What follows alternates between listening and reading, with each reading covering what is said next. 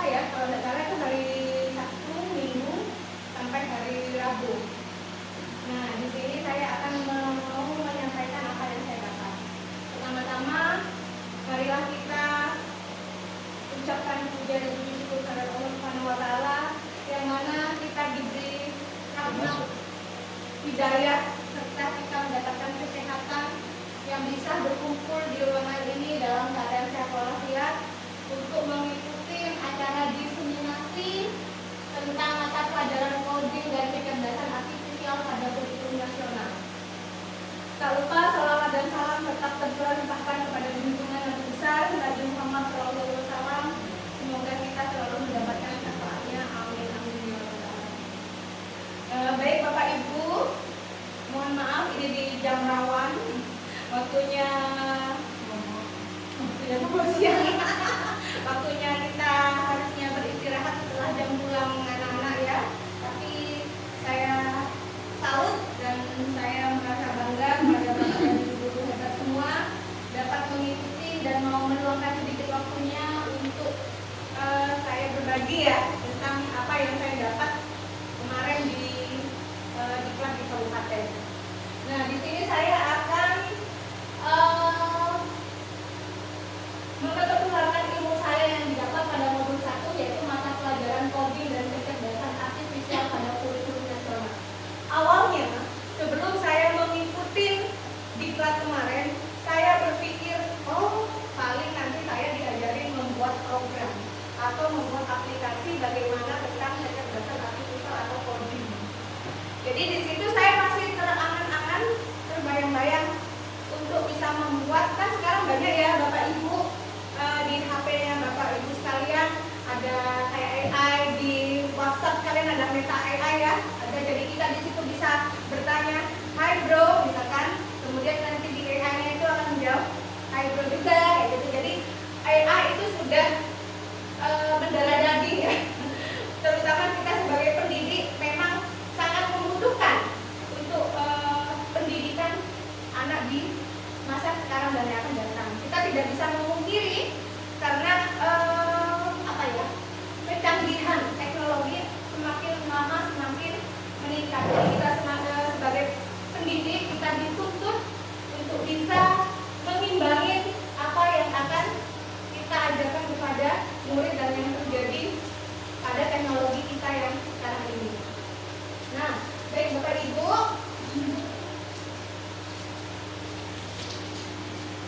nah dari pembelajaran coding dan kecerdasan artifisial ini ada beberapa masalah yang dapat menghambat pembelajaran di sekolah. Jadi semua apapun yang ada yang dibuat mesti ada plus minusnya ya Bapak Ibu. Ada masalahnya juga, ada keuntungannya juga. Nah, salah satunya di sini ada beberapa masalah yang dapat menghambat pembelajaran KAA, yaitu keterbatasan sarana dan prasarana seperti minimnya sarana komputer di sekolah. Nah, jadi pada poin yang nomor 1 sudah jelas tidak semua sekolah memiliki sarana dan prasarana seperti adanya komputer atau laptop atau jaringan internet.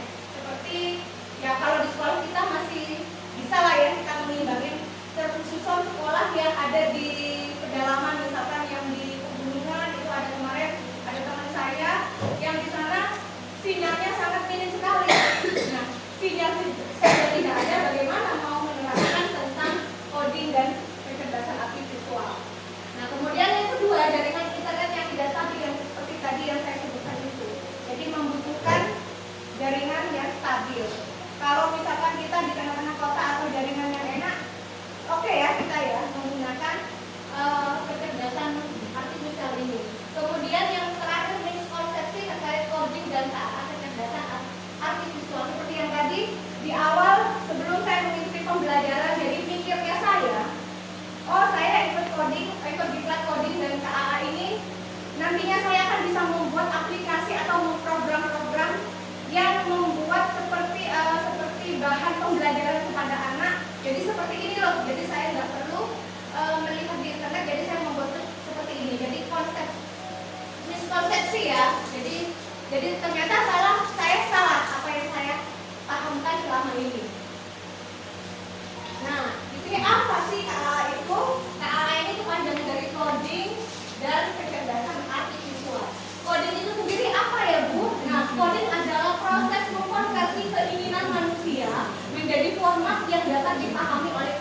dan menggunakan bahasa pemrograman. Jadi coding itu tidak hanya berurusan dengan komputer deh Bapak Ibu. Jadi coding itu pemikiran manusia yang secara beruntun, konkret. Nah itu bisa di apa ya? Pemikiran manusia, misalkan kita seperti ini. Bagaimana sih caranya membuat roti? Nah, jadi kita membutuhkan bahan-bahannya dulu ya. Terus alat-alatnya apa saja? Yang penting apa? Adanya uang. Nah, itu konsep-konsep seperti itu yang tersusun secara rapi. Nah, itu yang disebut. Nah, baik Bapak dan Ibu, kita lanjutkan kembali karena ada sedikit kendala. Jadi kecerdasan artifisial seperti apa? Kecerdasan buatan ya. Jadi kita sebagai pendidik banyak ya, siswa kita menjawab dikasih soal 10 soal, nggak ada 5 menit selesai. Ya, biasanya kita sebagai pendidik ada yang pernah menggunakan ChatGPT atau Google Map. Pernah di HP Bapak dan Ibu ada ya? Google Map. Nah, itu salah satu kecerdasan artifisial. Nanti kita sebut dengan mesin cerdas. Nanti itu kita akan bahas ke modul berikutnya. Nah, jadi kecerdasan artifisial sendiri itu adalah kemampuan sistem komputer untuk meniru kecerdasan manusia seperti belajar, memecahkan masalah, dan membuat keputusan. Namun, kita kan berpikir sebagai guru ya, Bapak Ibu, aduh, ada AI, nggak perlulah kita capek-capek ngajarin murid sampai pinter. Toh sepinter-pinternya murid lebih pinter AI ya. Tapi ada kelemahannya juga, karena AI buatan manusia. Memang AI bisa meniru kecerdasan manusia seperti belajar, memecahkan masalah, dan membuat keputusan. Namun ada satu kelemahan AI yang tidak bisa dimiliki, kecerdasan AI itu yang tidak bisa dimiliki sama kecerdasan manusia. Yaitu apa? Bapak dan Ibu guru ada yang tahu? Seperti manusia punya perasaan, punya rasa. Kalau AI tidak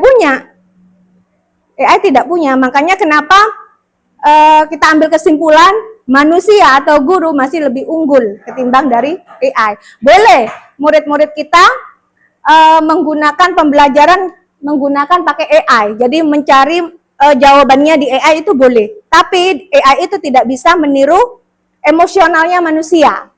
Seperti itu. Nah, apa aja elemennya? Seperti yang tadi saya jelaskan, di sini ada berpikir komputasional. Apa itu berpikir komputasional? Yaitu keterampilan problem solving yang berjenjang melalui permodelan dan simulasi untuk menghasilkan solusi efektif, efisien, dan optimal yang dapat dijalankan oleh manusia atau mesin, meliputi penalaran logis, kritis, dan kreatif berdasarkan data yang baik secara mandiri maupun berkolaborasi. Jadi berpikir komputasional ini keterampilan yang sudah lengkap. Seperti itu ya Bapak Ibu. Kemudian di elemen berikutnya ada literasi digital. Literasi digital itu apa? Kemampuan untuk memahami, menggunakan, dan memanfaatkan teknologi digital secara efektif dan bertanggung jawab. Jadi kita belajar literasi tidak hanya secara lewat dari buku, bisa dari media sosial, dari elektrik ya, yang disebut dengan literasi digital. Kemudian juga ada literasi dan etika kecerdasan artifisial, yaitu literasi dan etika kecerdasan artifisial. Kemudian pemanfaatan dan pengembangan KA, kemampuan yang memanfaatkan KA untuk menyelesaikan masalah dan peningkatan efisiensi serta menciptakan dan memperbaiki sistem KA. Nah, di sini ada 4 ya harusnya, salah ini saya, mohon maaf ya Bapak Ibu, harusnya berpikir komputasional, literasi digital, literasi algoritma pemrograman dan analisis data. Nah, yang ketiga ini algoritma pemrograman, yaitu serangkaian langkah-langkah logis yang digunakan untuk menyelesaikan suatu masalah dalam pemrograman komputer. Jadi ini namanya berpikir komputasional yang berdasarkan dikaitkan dengan komputer ya. Kemudian yang terakhir ada analisis data. Apa itu analisis data? Kemampuan yang menstrukturkan, memproses antara lain menganalisis, mengambil kesimpulan, dan membuat kesimpulan. Jadi di situ sama menganalisis data dari semuanya, terakhir kita langsung menganalisis data. Nah, seperti yang tadi yang pernah saya sebutkan di awal, kendala fasilitas KAA ya, memang tidak dipungkiri minimalnya sarana komputer ya. Misalkan di sini ada komputernya 3, Chromebooknya 15 untuk 153 siswa misalkan. Kalau begitu kan siswanya berebut ya Bapak Ibu. Komputernya cuma ada 3, Chromebooknya ada 15, sedangkan siswanya ada 153. Ya, jadi nggak efisien. Di sini jadi keinginan tahu siswa kan banyak. Jadi biasanya salah dan tak tahu genteng kok. Biasanya seperti itu ya, saling berebut. Kemudian ya ini juga ada koneksi internet yang tidak stabil ya. Jadi kalau misalkan koneksi internetnya tidak stabil, susah ya mau menerapkan dengan fasilitas KAA ini. Jadi ini yang sangat menghambat penerapan pembelajaran coding dan kecerdasan artifisial di sekolah. Nah, kemudian apa yang kedua? Fasilitas yang kurang memadai menyebabkan pembelajaran kurang efektif. Sehingga siswa mengalami kesulitan memahami konsep-konsep penting terkait perkembangan teknologi.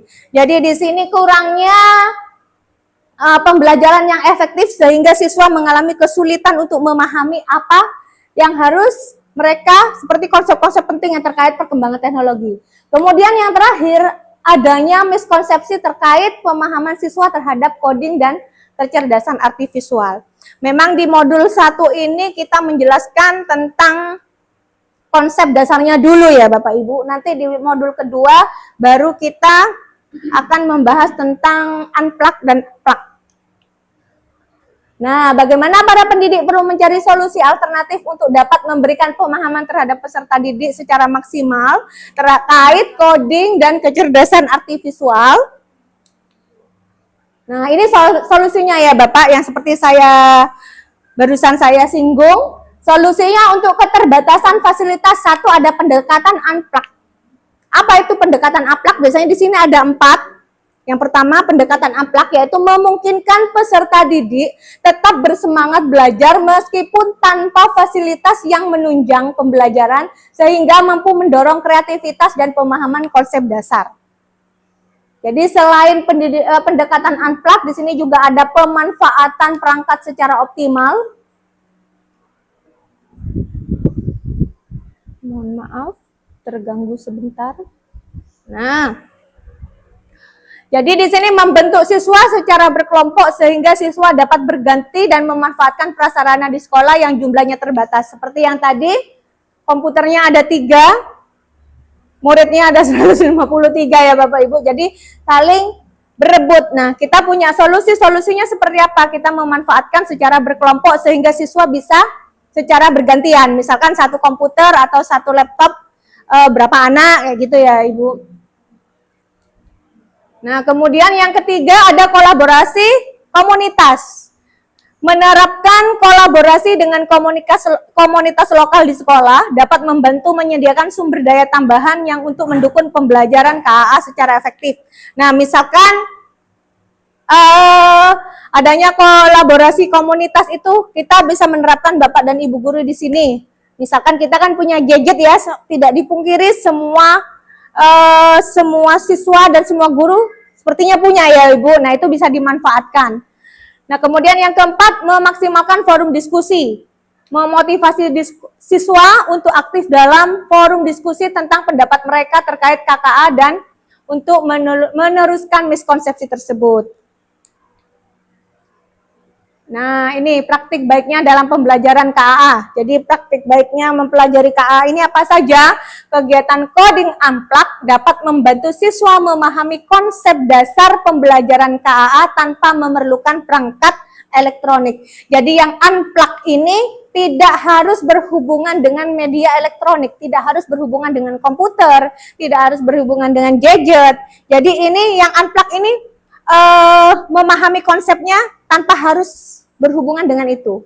Nah, baru nanti yang plug itu harus dihubungkan dengan komputer atau gadget. Nah, mengajak siswa menggunakan coding untuk memecahkan masalah sederhana yang relevan dengan minat mereka seperti membuat game dengan aplikasi sederhana memakai Canva dan Quizzes. Mungkin Bapak Ibu guru di sini sudah pernah menggunakan Canva dan Quizzes ya untuk media pembelajaran. Kalau di Canva kan sering ya kita ya, kalau Quizzes kita memanfaatkan handphone yang dipakai sama anak-anak, atau kemarin kita bisa menggunakan quizzes paper ya. Jadi kita ngeprint, di situ ada kayak barcode. Nah, jadi setiap siswa itu pegang satu lembar yang barcode-nya berbeda-beda. Kemudian guru nanti memberikan pertanyaan. Di situ ada apa ya? Ada A, B, C, D. Kemudian kalau A disearahkan dengan A. Jadi guru hanya membarcode lewat HP-nya. Kelek, kelek, kelek, kelek. Jadi siapa jawabannya yang benar akan muncul di layar. Seperti itu ya Bu. Tapi tanpa siswa menghubungkan dengan media elektronik. Jadi hanya guru yang ini. Jadi siswa hanya memegang selembaran kertas untuk dihubungkan ke aplikasi Quizzes. Nah, kesimpulannya, berbagai kendala terkait keterbatasan jumlah sarana prasarana pembelajaran KAA di sekolah dapat disiasati secara efektif dan bermakna dengan menggunakan metode alternatif coding unplugged dan kolaborasi komunitas yang dapat meningkatkan pengalaman belajar siswa. Jadi kesimpulannya kita tidak harus berhubungan dengan komputer atau gadget ya Bapak Ibu. Bisa kita menggunakan dengan alternatif metode unplugged dan kolaborasi komunitas. Nah, mungkin hanya itu yang bisa disampaikan. Sampai di sini mungkin Bapak dan Ibu guru ada pertanyaan yang ingin ditanyakan sebelum nanti ada per-teaching berikutnya di modul kedua. Ada yang ingin ditanyakan Bapak dan Ibu? Berarti sudah paham ya apa yang saya sampaikan hasil dari kemarin saya pelatihan? Baik.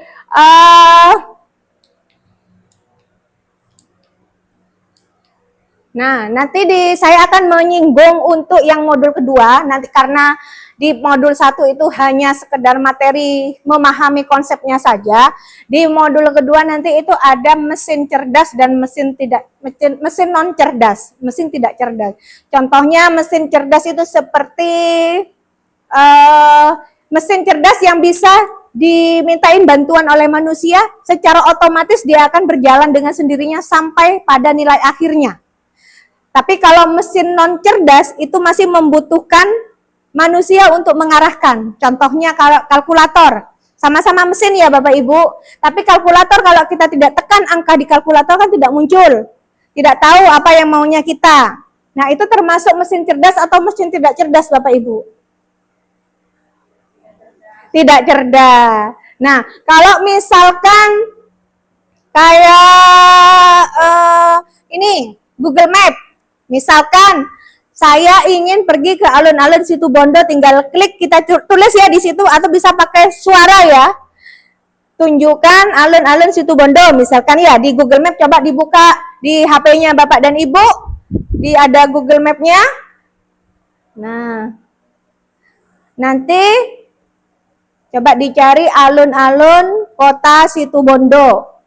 Nanti di situ akan ditunjukkan arah, kita lewat mana, lewat jalan mana, kemudian kita tiba di sana, berapa menit, jam berapa sampai di sana, ya kan? Nah, kita hanya mengoperasikan di awal saja, kemudian Google Map itu akan membantu kita sampai di alun-alun Situbondo. Nah, kalau menurut Bapak dan Ibu, Google Map itu termasuk mesin cerdas atau mesin tidak cerdas? Mesin cerdas. Ya, secara otomatis yang kita mintain bantuan satu kali, langsung mesin cerdas itu atau Google Map itu akan membantu kita menunjukkan di mana apa maunya kita. Ya Bapak Ibu, berbeda dengan kalkulator yang mesin tidak cerdas. Baik Bapak dan Ibu, guru hebat semuanya, mungkin ini saja yang bisa saya sampaikan di modul 1. Nanti kita akan bertemu di modul berikutnya, di modul 2. Tetap semangat. Semangat. Coba tepuk semangat. Dang dang dang. Ding ding ding. Dung dung dung. Dang dang dang. Ding ding ding. Dung dung dung. Sa. Aha aha ma, aha aha ngat, semangat. Nah, baik Bapak dan Ibu, mudah-mudahan apa yang kita yang apa saya sampaikan di acara ini bisa membawa bekal ibu di pulang. Oh ternyata coding itu seperti ini. Oh ternyata kecerdasan artifisial itu seperti ini.